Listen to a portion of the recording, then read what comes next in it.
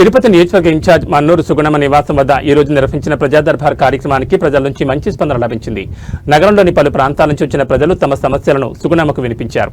ఈ సందర్భంగా మొత్తం 38 అర్జీలు స్వీకరించబడినట్లు ఆమె తెలిపారు. అందులో కొన్ని సమస్యలను సంబంధిత అధికారులతో వెంటనే ఫోన్ ద్వారా మాట్లాడి పరిష్కరించేలా చర్యలు తీసుకున్నారు. మిగిలిన సమస్యలపై సంబంధిత శాఖల అధికారులకు లిఖితపూర్వకంగా తెలియజేసి త్వరితగతిన పరిష్కారం చూపించాలని సూచించారు. ప్రజల సమస్యలు తమకు ముఖ్యమని, ప్రజలకు ఎప్పుడు అందుబాటులో ఉంటూ వారి సమస్యలు పరిష్కరించడం తన బాధ్యతని మున్నూరు సుగుణం తెలిపారు. ప్రజా సమస్యల పరిష్కారానికి ఎల్లప్పుడూ కృషి చేస్తామని ఆమె పేర్కొన్నారు. ఈ కార్యక్రమంలో రాష్ట్ర నాయకులు Bullet Ramana, Dampuru Bhaskar Yadav, Manyam Srinivasulu, Munisekhar Rayal, Amudala Tulasiram, Ramurthy Rayal, Ashok, Balasubrahmanyam Reddy, K V Ramana, Sankaran, TNSF Venkatesh, Murali, Viswanatham, Tirupati మహిళా అధ్యక్షురాలు bank Shanthamma, parliament secretary Revathi, ఇతర నాయకులు, కార్యకర్తలు పాల్గొన్నారు. జే భవానీ అని అక్కడ భవానీ ఇక్కడ వరకుమారి అనేసి 36వ వార్డులో అమ్మాయి సంఘాల్లో ఉంది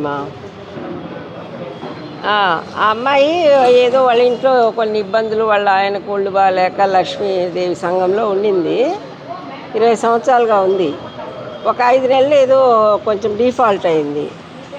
సో మళ్ళీ రెగ్యులర్ అయిపోయింది. ఇప్పుడు కూడా కట్టుకుంటానే ఉంది. లోన్ అంతా కూడా అయిపోయింది. ఇంకా సంఘంలో అయితే ఉంది. కానీ ఆ అమ్మాయి లోన్ కావాలని అడుగుతూ ఉంది. ఆ ఆర్పి వరకుమారి అంట, ఆమె ససేమిరా నో అంటా ఉందంట.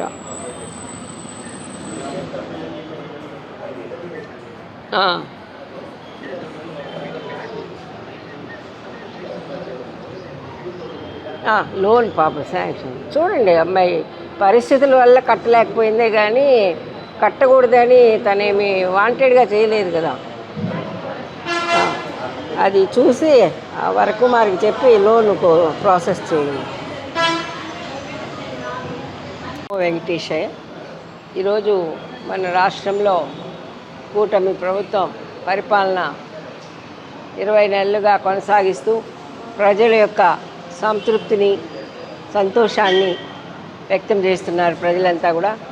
అయినప్పటికీ కూడా ఇంకా కూడా ప్రజలకు సమస్యలు ఉంటాయి అని చెప్పి మన ముఖ్యమంత్రి శ్రీ నారా చంద్రబాబు నాయుడు గారు, ఉప ముఖ్యమంత్రి పవన్ కళ్యాణ్ గారు, అదేవిధంగా మన యువ విద్యాశాఖ మంత్రి నారా లోకేష్ బాబు గారు కూడా తప్పకుండా మీరు ప్రజలకు ఉన్నటువంటి సమస్యలను తెలుసుకొని వాటిని పరిష్కరించే దిశగా అక్కడికక్కడే అధికారులతో సంప్రదించి వాళ్ళకి న్యాయం చేయాలని ఒక ముఖ్య ఉద్దేశంతో ప్రజా దర్బార్ కార్యక్రమం నిర్వహించాలని వారి ఆదేశానుసారము తిరుపతి నగరంలో ప్రతి శుక్రవారం కూడా ప్రజా దర్బార్ కార్యక్రమాన్ని నిర్వహిస్తూ మరి తెలుగుదేశం పార్టీ, స్టేట్ పార్టీ, క్లస్టర్సు, నగర పార్టీ, అదేవిధంగా పార్లమెంటు సభ్యులు అందరూ కలిసి ఈ ప్రజా దర్బార్ కార్యక్రమంలో ఎవరైతే ప్రజలు సమస్యలతో ఉన్నారో వారందరినీ కూడా తీసుకొచ్చి మరి ఈ ప్రజా దర్బార్ కార్యక్రమాన్ని విజయవంతం చేస్తున్నందుకు వారందరికీ కూడా హృదయపూర్వక ధన్యవాదాలు, కృతజ్ఞతలు తెలుపుకుంటూ మరీ ముఖ్యంగా ఈ రోజున చూస్తుంటే ప్రజా దర్బార్ కార్యక్రమంలో ఇంకా కూడా మరి పెన్షన్లు అందాల్సిన వారు చాలామంది ఉన్నారు.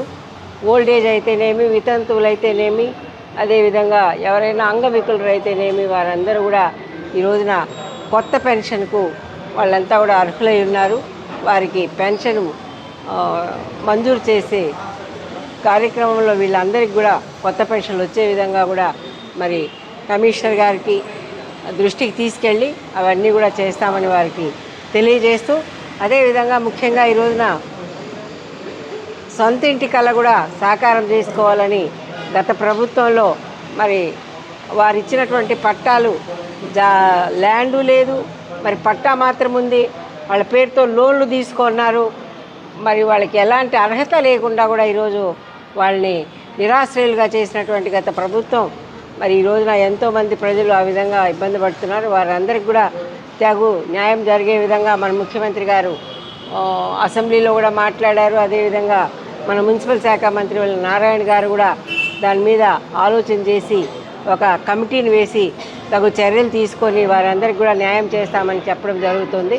అదే కాకుండా ఈ రోజున మరి వికలాంగులు, భర్త చనిపోయినటువంటి వితంతువులు వీళ్ళంతా కూడా చాలా నిరాధారకు గురైనటువంటి కుటుంబంలో నిరాధారణకు గురైనటువంటి వారందరికీ కూడా పెన్షన్ ఇచ్చే విధానాన్ని తీసుకొస్తామని తెలియజేస్తూ, అదే కాకుండా ముఖ్యంగా ఈ రోజున యువత ఎంతోమంది కూడా చదువుకొని మరి నిరుద్యోగంలో ఉన్నారు. వారందరికీ కూడా తగువైన రీతిలో వారికి ఎలాంటి ఉద్యోగాలు కావాలో వాళ్ళకి మరి స్కిల్ డెవలప్మెంట్ ద్వారా ట్రైనింగ్ ఇచ్చి వారి యొక్క విద్యా అర్హతను బట్టి వారందరికీ కూడా మరి ఉద్యోగము వచ్చే విధంగా కూడా కృషి చేస్తున్నటువంటి ప్రభుత్వం వారికి ఎవరైతే మరి ఉద్యోగ అవసరం ఉందో వాళ్ళందరినీ కూడా పరిశీలన చేసి వారికి తగువైన సమాచారం ఇచ్చి వాళ్ళందరినీ కూడా ఉద్యోగం వచ్చే విధంగా కూడా కృషి చేస్తున్నాము.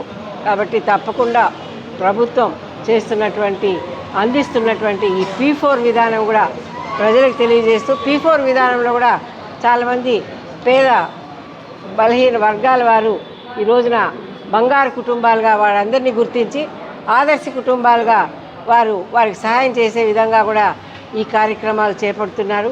దానిలో కూడా చాలామంది మరి చదువుకోవాల్సినటువంటి పిల్లకాయలు కానివ్వండి, లేదు ఆర్థికంగా పేద కుటుంబాలను బలోపేతం చేయడానికి కూడా ఈ P4 విధానం అనేది తీసుకొచ్చి ఆ విధంగా మన ప్రభుత్వం మరి 2047 నాటికి పేదరికం లేని ఆంధ్రప్రదేశ్ రాష్ట్రంగాను స్వర్ణాంధ్రప్రదేశ్గాను తీర్చిదిద్దే విధంగా అడుగులు వేస్తున్నటువంటి కూటమి పరిపాలన ప్రజలందరికీ కూడా చేరువ చేస్తున్నటువంటి ప్రజా దర్బార్ కార్యక్రమాలు ప్రజలందరూ కూడా అందుకొని ఇంకా కూడా ఏమైనా సమస్యలు ఉంటే కూడా వాటన్నిటిని కూడా పరిష్కరించే దిశగా మన ప్రభుత్వం ఉందని తెలియజేస్తూ అందరికీ ధన్యవాదాలతో సెలవు తీసుకుంటాం.